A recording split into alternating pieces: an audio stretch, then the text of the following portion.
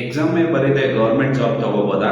ಈಗ ನಿಮಗೆ ಈ ವೆಬ್ಸೈಟ್ಗಳನ್ನ ನಾನು ತಿಳಿಸೋದಕ್ಕೆ ಬಂದಿದ್ದೀನಿ. 3 ವೆಬ್ಸೈಟ್ ಇದೆ. ಅಲ್ಲಿ ನೀವೇನ ಡೈಲಿ ಅಪ್ಡೇಷನ್ ನೋಡ್ತಾ ಇದ್ರೆ ಎಕ್ಸಾಮೇ ಇಲ್ಲದೆ ನೀವು ಗೌರ್ಮೆಂಟ್ ಜಾಬನ್ನು ತಗೋಬೋದು. ಯಾವುದಪ್ಪ ಅಂದರೆ ಆ ವೆಬ್ಸೈಟ್ಗಳು ಮೊದಲನೇದು ಬರೋದು ನಿಮಗೆ MyGovernment.com. ಇಲ್ಲಿ ನೀವು ಒಂದು ಪ್ರೊಫೈಲ್ನ ಕ್ರಿಯೇಟ್ ಮಾಡಿ ಬಿಟ್ಬಿಡಿ. ನಿಮ್ಮ ಪ್ರೊಫೈಲ್ಗೆ ಯಾವುದನ್ನ ಶಾರ್ಟ್ ಲಿಸ್ಟ್ ಆದರೆ ಅವರೇ ನಿಮಗೆ ಕಾಲ್ ಮಾಡ್ತಾರೆ. ಅದಾದಮೇಲೆ ನೆಕ್ಸ್ಟು BECIL.com.